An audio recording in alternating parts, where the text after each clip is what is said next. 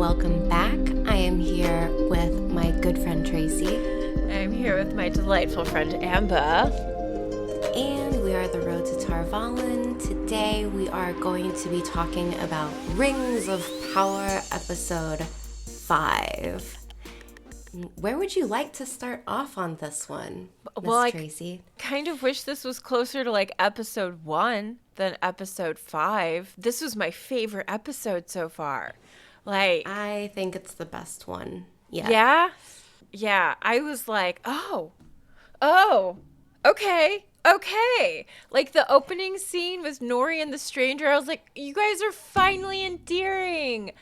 Okay. This episode, it starts out a lot more whimsical, I feel like, with Poppy singing her Mam's traveling song.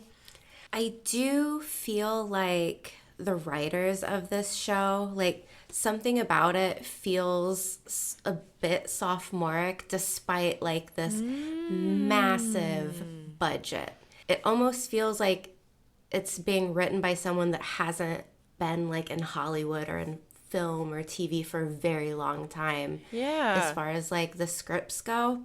Oh. Which is, it's okay. I'm not saying it's bad. No. I'm just saying there's a noticeable difference, I feel like, where I would even put, please take this. I'm not saying anything is bad here. I'm just saying that it reminds me more of the writing from Wheel of Time than a more established show. Mm-hmm. I think I always go to The Expanse because, they had the book writers there in the script writer room. And, obviously we can't do that with Rings of Power or Wheel of Time. Ouija board meetings. Exactly. But in this episode, it finally felt like there was something setting it apart from some of the other fantasy shows out there. And I think it just was this whimsical. The songs definitely helped. Bear McCreary, okay, so much music in this episode. I think I have to get this out of the way because I think this is my favorite part about this episode. Is so we have the traveling song, which is just so cute, and then the way it fades to the map while they're making this journey, and I just thought it was really nice. And then there's the other song that is taking place, and I think this was really ingenious too. It's when Galadriel is getting the new recruits ready in this little sword fighting training montage. And I don't know if it was cello, sounded like cello, but as she's moving and fighting, it starts off she's not even swinging a sword. She's just kind of bending and moving out of the way. And then she pulls her sword out and she's actually, attempting to kind of block blows. And the music would come to a crescendo as she's moving, and then the sword would block something and she would stop them, and then the music would stop, and then they were going and the music's going again, and it's all done so well in this one scene that I just I wanted to stand up and applaud, well done, well done. Yeah. And then we have the whole scene from the orcs where, they're kind of in party mode. And then they're singing. I was watching the subtitles as they were celebrating, their march forward. And it was ooh, numpot. And I'm like, what does this mean? What does this mean? I was wondering the same thing. Because most of the subtitles in that moment were grunts and guttural. There weren't really words except for that one, that nompot, and it kept popping up. I was like, this has to be something, maybe? I was curious about that part as well. I looked it up. Did you? No one knows. That's pretty much what it comes down to. Nobody has a clue. So it doesn't have to mean something. Yeah. I'm sure people have guesses, but I don't think there's anything confirmed. Mm-hmm. So I think put this episode much higher than the rest. Now, I'm not saying good music can save a series, but it's definitely... Doesn't hurt. It definitely makes things much more enjoyable. I think that, like, going back to Poppy's song, too, I know at the end of it, I was all, like, smiley and touched. And, like, the way that they did the little dots along the map, and here's where we're passing. And, like, she had explained to the stranger earlier, you know, this is the route we have to take. There are perils along the way. And then you get, like, these little moments. I'm periled. Oh, God. I don't even care. The stranger can be the biggest bad guy in the whole show, and I'll still be team stranger. Don't care. Yeah? Yeah, like he can turn out to be the most evil being, and I'll be like, go him. That's who I'm cheering for. I don't think he's going to be our evil guy, though. I don't feel like they're going to take him in that direction. I know who I think is going to go in that direction, but that's not until, like, tell me later. Oh, okay. The Elven King. I may have mentioned that before, but I think he's got Gal Galad. Mm-hmm. He doesn't sit right with me. The elves are all on some sus behavior for the most part, except for Arendir and Elrond. Elrond. Mm-hmm. I like the stranger. I think that he and Nori, there's just something really, like, sweet about this relationship, and I guess, like, it was a nice intro into the episode. I really thought this shot of the stranger kind of, like, staring up at the moon and stars was really beautiful, the way that it starts out. And he feels like this celestial being that came crashing down to Earth, and he almost has that, like, there's this, like, weird science fiction feel to it, and I'm here for it. I like it. And he's got that, like, minimal memory. Staring at the moon and stars. Yes. So there is this article, I read it on Screen Rant, where they're talking about how he is potentially this one group of, I don't want to say people, creatures maybe might be a better word, known as the Maya. And they do crash to Earth. And according to, like, something that Tolkien wrote, it says the Astari had need to learn much more anew by slow experience. And though they knew whence they came, the memory of the blessed realm, I don't know what that means, was to them a vision from afar off. And so, like, the idea is that he may be this Maya creature, and there have been others associated with this. I believe Sauron, Gandalf, and some other individual. But I just thought that it was kind of neat that there was, like, more lore behind this that I hadn't known before. So I guess maybe this is more of a common Middle Earth type thing than I had thought was, you know, possible. It just rains down dudes on occasion. Who can perform magic but have limited memories. Despite how much I love this guy's character and his relationship with the Harfoots, not a big fan of the mystery of the who is the stranger, what is the stranger, why is the stranger. I feel like it's something that is so tropey. Like, it's, it kind of, like, kills my appetite for rewatching a series, you know? Like, yeah. I can see that. I struggle with this for the Wheel of Time because it's like, ooh, who's the dragon? And it's like, anybody that can work the internet can just say, like, type in Rand al'Thor, and it's like, the Dragon Reborn. So it's like, really, I don't like these mysteries because once it's solved, like, do you really want to go back and rewatch it to find out, like, to relive the mystery? No. Like, it has to stand apart from that, and you want to have much more of a story there besides, like, who's this person? Who shot JR? Wasn't that like a... Dallas? When was that? Is that from Dallas? Like way back in like the 80s. I say way back in the 80s that I lived through. I'm so old sometimes. Yeah, Dallas. Like, it's like this really long-running whodunit, you know?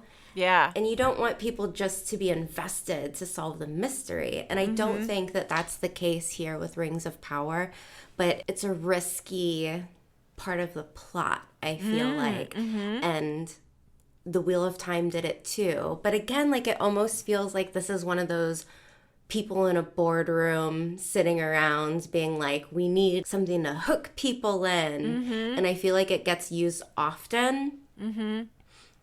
I'm still enjoying it.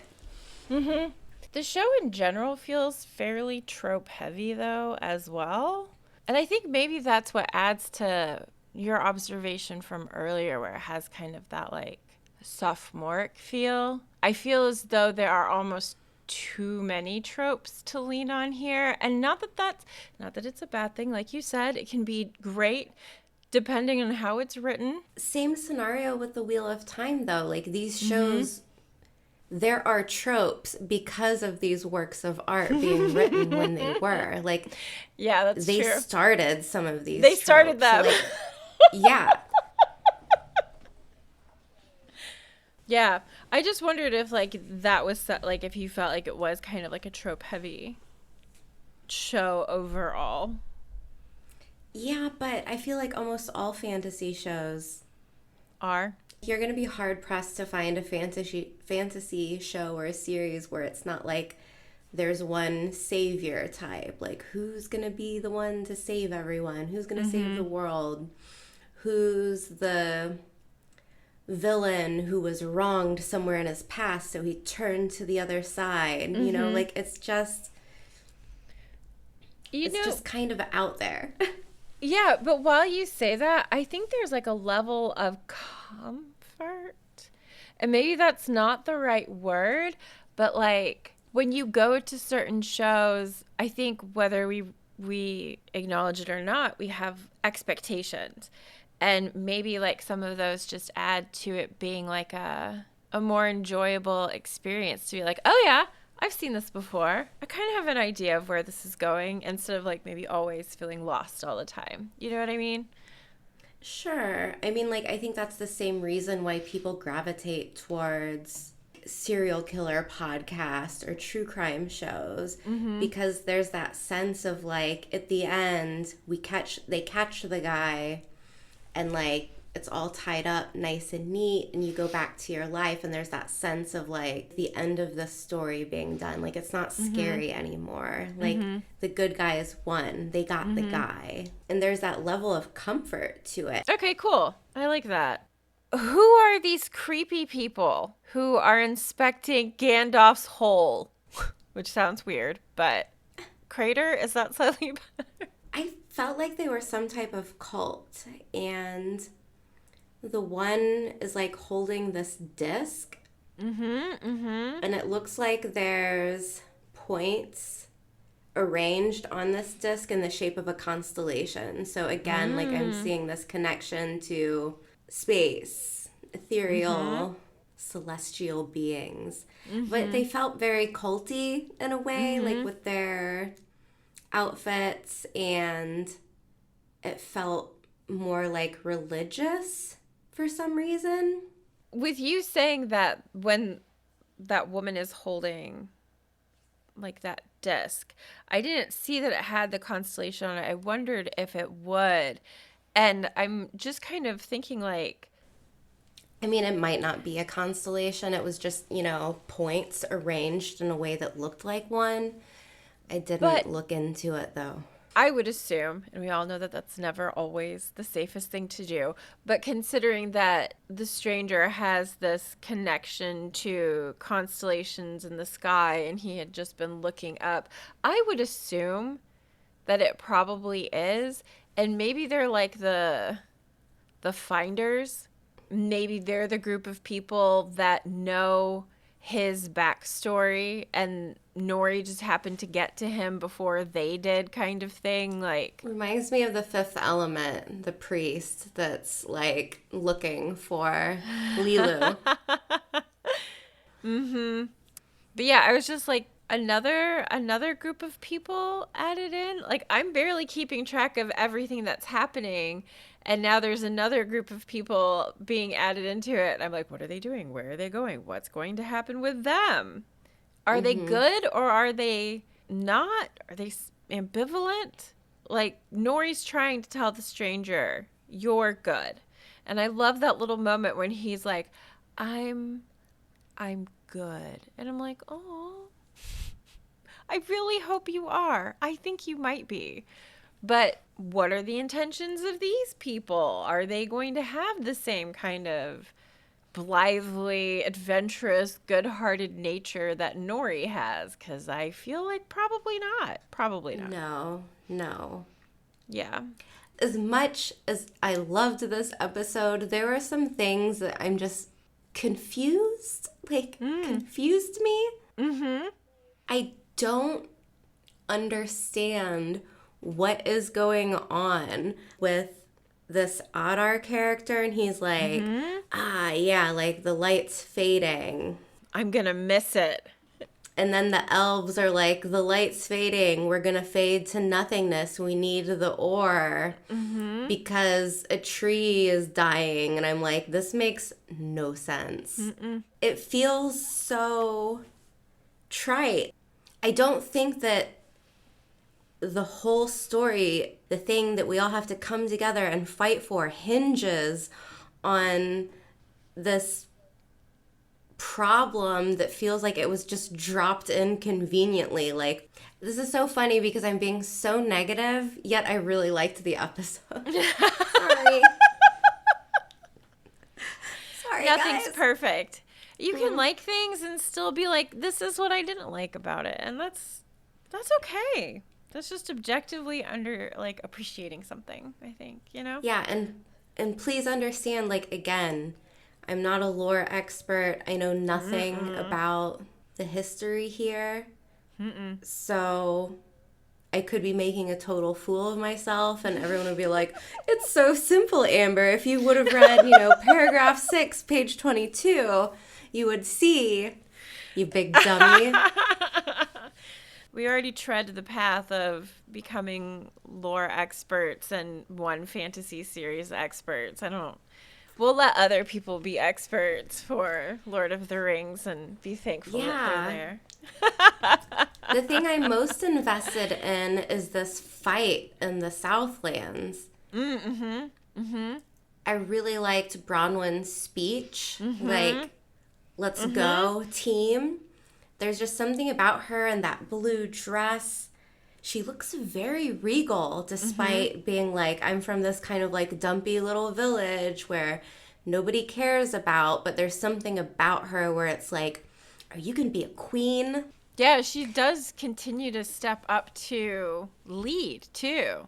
No one asks her.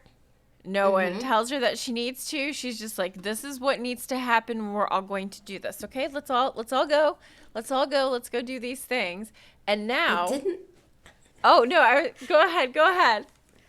Oh, I'm just thinking now too, where I'm like, loved this scene, and now I'm thinking about something that I didn't love about it. Okay, tell me. Like, I don't like this constant wavering where it's like, we're gonna do this, we're gonna fight together. No, like we're feeling a bit hesitant now. Like, maybe not. Like, too scary, probably not. Like, I don't like this forced tension of, are we going to or are we not going to? Like, the episodes are in like 60 minutes roughly. I'm like, just, it's fine. Like, go team, put your hands in, do a little chant. Have a little song on the road. Yeah. I love that. It is a very human reaction, though. In that moment where Bronwyn is standing up and she's like, we can stand here and fight together, and then that other dude... Did it add to your experience, though? Yes. And I think it's because you do get the competing views of the stand and fight, and the other guy being like, we'll just die. We might as well go swear. No, I'm talking about Bronwyn, not the people that left. Like, I'm talking about her being like spearheading the speech. Like, we can do this, we can fight. And then, like, a few scenes later, she's like, oh, we have nowhere to go. We can't okay. win. We're all gonna die. There's nothing we can do. And I'm like, then why did you have this big like rah moment, Bronwyn? Yes, yeah. I wrote down a few things about that because it really like it was such a quick flip. Like yeah. We didn't even get through like the entire day. It felt like. And she went from like leading to being like, she says, we are destined for the darkness. It's how we survive. So she goes from like, together we can, to, oh, our only option is. We're just these lowly servants of the dark reliving our past. Yeah, from what happened before. Like, she's like, this is what we're destined to do. This is what we're destined to become. And I'm like, but are you? Where's our Samwise Gamgee who's like, come on, Mr. Frodo, I know you've got it in you, you know? That's a good question. Good prevails. I think Arondir does his best. He's probably my favorite. I agree. I didn't know how I was going to feel about him. Initially very interested in him with his first entrance into like the little village. He was the first person who caught my attention. And his moment with Theo in this episode is so good. Yeah. He's like, it took me 200 years to conquer my fear, and you're like 12. Yeah. He's like, it took you 14. And we're like, oh. And Theo's like, you don't know everything. Like, best adopted dad ever. Love him. Yeah. Such a good dude. Yeah. I felt like what he had to say was really helpful. I felt the moment was that was a moment I was not expecting. I was expecting Theo to keep hiding his dagger, like even though he's stayed and he hasn't decided to go swear fealty to the orcs. I thought he was going to leave. I thought he was going to leave with the other people. It's like, we don't have enough episodes for all of that. No, it's too much. And I like this mom-son combo. There's a lot about family and friendships in the show itself. And I think I really like that. Like, especially coming from House of the Dragon, where everybody seems like they want to kill each other, having like these moments of bonding and looking out for each other. And that's not the entire thing, but like, I don't know. I just feel like there's this really nice connection, especially like when Elrond tells the Elven King, where he's like, I'm not betraying my oath. I'm not doing that. Like, I know you just told me that all of our people are going to die, but I swore an oath to my friend, and that means everything to me. And he sticks to it. Good for him. I liked that. I love Durin. Durin is maybe my favorite. He's hilarious. And he's like, the stone table is reserved for the most special purposes. Monuments, tombs. And like Elrond like takes his hand off the table like, oh shit. It's like, that was so good. And then later on him being, yeah, Disa's been wanting a table for ages. Yeah. Durin. Oh, Durin. Didn't get to see Disa. At least she was mentioned. I'm really hoping she's going to be coming back more because I liked her. Give me the meat and give it to me raw. What? Quote of the... What? I mean, even the way that episode. the way that entire scene was filmed, I was like, what is happening? Like, you get this little shot of him walking up onto the step or that little stone that's there, and he's wearing those really cool boots that are basically molded to his feet, and that's awesome. But then he like just the way that it's shot, and it comes up to him and he's like, give me the meat and give it to me raw. And I'm like, oh my God, how memeable is that? That's what I thought too. Okay, so we were at Bronwyn talking about the let's fight, no, we're going to die. Switch around. So after that split off happens there, it goes back to Numenor, where Isildur, I don't think I like him very much. He really bugs me. The sun. Yeah, the sun. Honestly, all of the Numenor politicking, the queen, Pharazôn, and the younger guy that has a thing for Isildur's sister. Not doing it for me. Chopped. Yeah. I would have cut that out. I would have cut a lot of that out. Why are we giving Isildur this backstory? Does he need it? I'm going to make a guess here. Oh, please. I want to know what it is. I have a feeling that since, like, they're paying so much attention to this young man, that as this big fight breaks out in the Southlands and the Numenorians, I don't know what they're called, as they get there in the nick of time for this fight, this kid is going to be like the one person that changes the whole battle. Like maybe he'll get a lucky shot off, or he'll do something very heroic that will change the tide. Yeah. We could have gotten all of his story. Like in one episode. I don't care about his sister either. Don't know why she's included. Don't know what her deal is with this other young guy. Right? I was kind of excited about her. I thought, like, I read over something that was, like, talking about her and put Hermione Granger in front of her name and then crossed her out because, like, she's the book nerd. She even looks a bit like the actress that plays Hermione Granger. Watson. Yeah, she does. Yeah. But I was excited that, like, maybe we were going to have some sort of little bookworm who was going to do something, and instead she, like, pops in and out of scene and then she's gone. What's her purpose? Why is she there? Just get rid of all of that shit. The protests against them going to, like, Middle Earth and defending against orcs and, like, somehow taking orders from an elf. Everybody hates the elves, and then by the end of it they're like, yay, there's an elf on our ship. We're gonna win. I don't get it.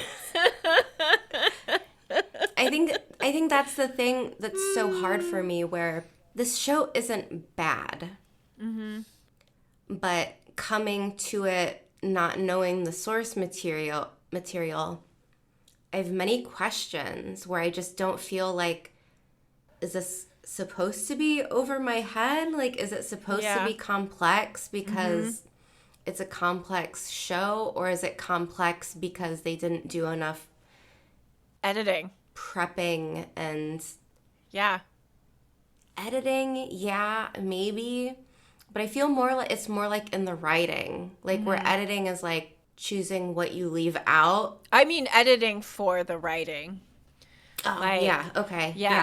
Like as they're writing certain things, like the fact that people just kind of completely glossed over some of the stuff that was really cumbersome feels like it feels like an easy mistake to make. Writing is, my professors are always like, writing is rewriting, which is editing. So like when I see things like this and I think about the writing on it, I'm like, this could be so much tighter.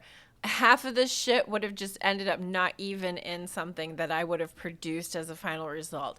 As glossy as this is, it still feels kind of like the rough draft, you know? Like, it's like what you said, sophomoric. Like, it just does not feel as refined and as tight as it could be in the writing section. I think the costumes are really fun. Like, those I feel like are even getting better, and I'm excited. When I watched this episode the first time, I was like, I love it. Like, this is my favorite one. On the rewatch, I watched it over again to write notes. Yep, same. And it became more cumbersome. Yeah. I mean, this happened to me with the Wheel of Time, though. Like, where there are things, like, first time watching it, I'm like, fun. I'm, like, clapping. But on the rewatch, I'm like, why didn't the White Cloaks just ask Moiraine if she was an Aes Sedai? Like, right? She can't lie. Yeah. Why? Are you an Aes Sedai? Yeah. And that's the end of season 1. We'll wrap it up. You know? Like, don't Right? Scenes like that. Of course the White Cloaks would have asked her that. There's no reason they wouldn't have. She's dressed all in blue. If you saw scenes like that, I beg of you. I beg of you. I love you. I love you, Wheel of Time. That was not good. Yeah. I say that with my screechy voice. And so, I mean, there are several points that just are not good. At some point, you kind of want, like you said, things not to feel so rough around the edges. Yeah. And I don't know if this is just a problem with streaming networks now, where it's like we have a time frame where this needs to be done. Yeah. And I mean, Rings of Power is probably one of the most expensive shows ever made. Yeah. I don't think people should be coming away from this and having questions. Like, I don't understand what's going on with a tree and the light, and it doesn't make a lot of sense. And there shouldn't be scenes where I'm kind of like, well, I probably would have left that out, you know? Yeah. Yeah. That's a really good question. Maybe it's not like these writers per se. Maybe it's just like a bigger issue of... Yeah.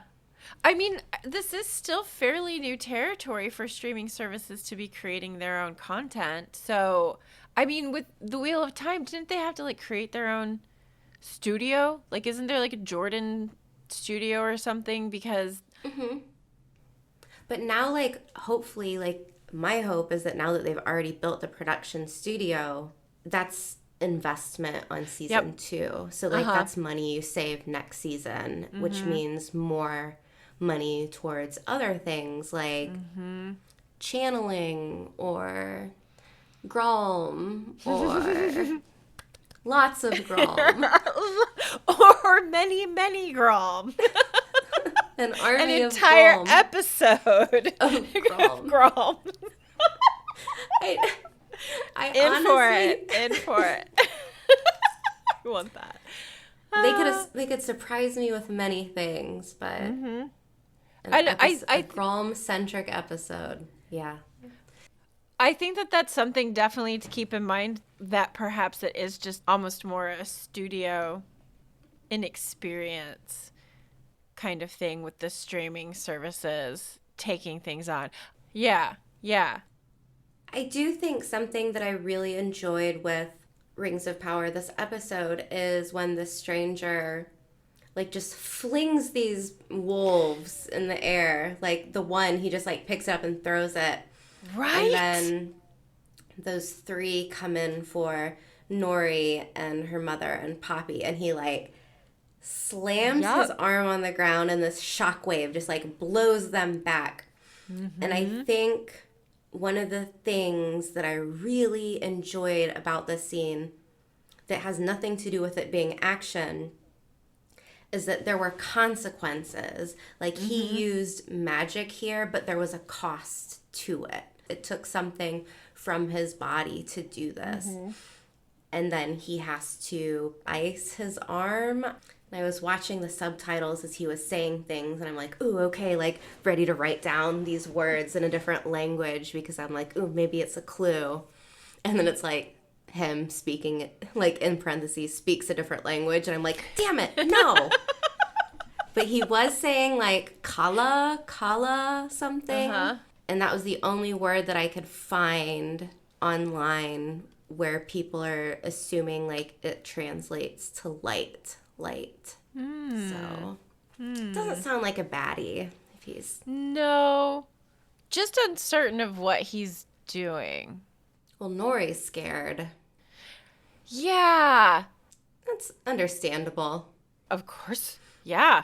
But I felt like the stranger just couldn't really catch a break from the Harfoots on this episode. Like, it's like, Harfoots, just leave the man alone already. Yeah, there's that one scene where I think her name is Malva. She says to the leader that they should take their wheels and leave them because the stranger is nothing but trouble And like the trees are more bare than they should be. There's not enough for them to gather for food. And it's of course the stranger's fault.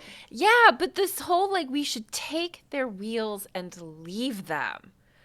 What happened to no one walks alone? No one strays off the path. I was just like, I paused it, I rewound it, I listened to it again. I was like, no, she really did say that. Pretty messed up, harsh. Yeah, I was like, this is like survival of the fittest. It's Survivor. It's all about looking out for yourself. Like, they are a potential depletion of resources. The stranger obviously isn't like one of them, but then he like saves them from the wolves, and everybody's like, hooray, the stranger, he's great. And then he tries to heal his wound. Nori puts his hand on him. They have a moment, and now Nori is understandably scared. And I was like, you can't win, can you, stranger? There's something about the way this is written where it's like this hesitancy, where it's like, he's a good guy, oh, he's a bad guy, like, oh, they're gonna allow him to stay, oh, they're gonna make him leave, oh, he's gonna stay. And then I noticed this again with Hallbrand. Like, he has a satchel that he, like, throws on the table at one point, and you think he's going to leave it behind, and then you see the arm, like, reach into frame and, like, grab it. Grab it back. And it's like, it's like there's so much reliance on almost forced tension. Yeah. And this is not just a criticism of Rings of Power, because it's done everywhere all the time. I mean, I think that really comes down to like the editing, the writing could have been cleaner and more condensed. We just get like you said, it feels like a forced tension. I'd rather be further along in the story by now, or spend time on more of those places where everyone seems to have questions about it. Like the tree and the fire and what's going on with the light. Yeah. Maybe they were afraid people would be like, we still don't understand it after them explaining it. And then they just like, we're cutting almost all of it.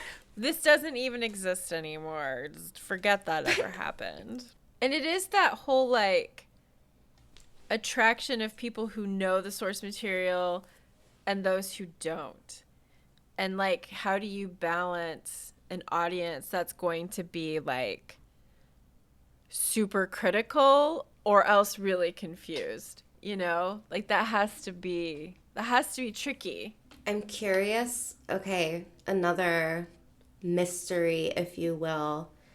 This thing that Theo found that I was assuming was a weapon that is now to be called a key by Arendir. Like I want to know more about this. Like, that's the plot line I'm invested in. Yeah. I'm interested in these villagers, how this fight is going to go.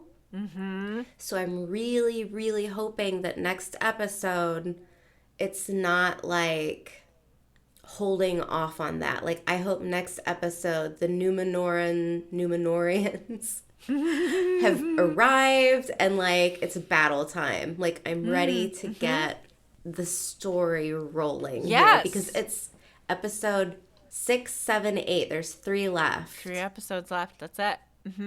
And really, like, other than hoping that those folks from Numenor, that they show up, I don't really know what else to expect, I guess. Like, I like that Durin and Eldron, did I say it? Elrond. I like that they have their friendship moment. It feels as though this is a hopeful spot. There's even, like, the moment where I could have watched a whole season of just them vibing out with Disa. Right! Give me the whole backstory on the dwarves. I would have been fine with that. I want all the dwarf stuff. I was not expecting to be like, the dwarves are my favorite group of people, but given all of the people that we have seen so far, I'd rather hang with the dwarves than anyone else. Okay. Like, what would you, if you were, I don't want to say, like, rate the episode or rate the series, but I don't think there's another way to do it, you know? Like, where are your satisfactions, like, lying with? I am moderately satisfied with this show, if that's what you mean. Yeah. I mean, the part of me that really enjoys the scenic aspects, yeah, and like the friendship aspects of it, the little family connections, there are definitely things that I really like about it. But like, it's not like I'm like, oh my God, I can't wait for Friday because there's going to be a new episode of Rings of Power, unlike the way that I am with other shows that I really enjoy. But I don't have that excitement at all. I do have that around House of the Dragon. Like, I'm like, all right, I'm ready. I want to sit down and watch this late. I don't want to compare all of the fantasy series out right now, but there is something that House of the Dragon is doing. It feels tighter. I give it like a B, like this show. Like, there's nothing terribly wrong with it in terms of like. I think that's a fair grade to give it. I might say B minus. Can I say B minus? Sure, yeah, yeah. I'm just like, I don't want to give it a C, and a B feels almost too much. So I just want to give it like that in between because I'm giving it a higher rating in terms like of all of the episodes together. So like out of all the episodes, like I'm putting this one higher up than. Then yes, I completely agree with you. Yeah, on that one I agree with you for sure. This was my favorite.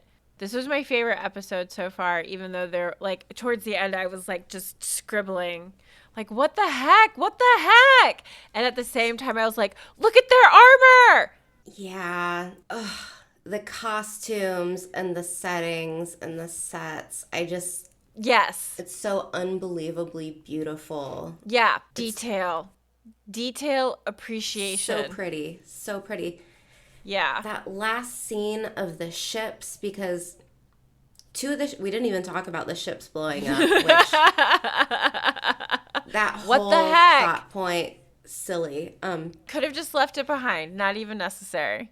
But that scene of Galadriel walking in her silver armor and her and Halbrand have that handshake where they clasp wrists together, and the way that the sun is shining through these sails and the boats, where I'm just like, good job. Like, that looks beautiful. Like, I don't think I've ever seen something like that in television where I was just like, that might be one of the most beautiful shots imaginable. And then the music that's playing, and it's so epic and it's so pretty, and Galadriel with her like white, like platinum blonde hair and her silver armor, and it's just like, good job, Amazon. You are right. That scene alone definitely puts it in a B category. Maybe even a B plus. That armor. I mean, seriously, the way it was just so, like, I was like, is that metal? Is it leather? Is it both? But I said that last week for House of the Dragon, that whole wedding setting. Yeah. Like, gorgeous. The costumes, amazing. The hair, the wigs, From now on, this is going to be the standard, you know? Like, from now on, like, people are going to have to live up to this, which is scary. That's kind of scary, yeah. You shouldn't grade your show on how nice it is to look at, because I think first and foremost, you need to rely on the writing of the script and the dialogue, and it needs to make sense before you're like, we built this like $1 billion city. Fuck you, CW. Try it. You know, like, it's. I love the first seasons of The Expanse, where it's like, it looked like they shot it in like an abandoned like aircraft warehouse or something. Like, you can tell like the places that they made for the belt were just like, it felt like they put up fake walls everywhere, and they're like, oh, it's a small little place. Like, it's cool. It looked like a dump. I'm not gonna lie. It looked really bad. But the writing is so good that I didn't care. It's not like I never came away from an episode displeased because I didn't like the look of it. So I feel as though in some places later in The Expanse, because they had the budget, I almost felt like it cluttered things. You know? Like some of the scenes that were super cool and whatnot, like they were cool, but it distracted away. From the story. Yeah. So. No, I can see that definitely. Like, absolutely. Yeah. Writing. It's all about writing. Good writing. Yeah, it is. It is. So I think that's the thing. If the writing is like flawless and the scenery and everything else looks really good too, like I think that's what bumps your show up from being good to award winning. Yeah. Memorable, rewatchable, bingeable, like all the good things. Bingeable. Yeah. Yeah. Am I going to rewatch Rings of Power because I want to relive the mystery of who is the stranger? Probably not. Am I going to rewatch The Wheel of Time to find out who the Dragon Reborn is? No. So the writing's got to be there. It's got to be there.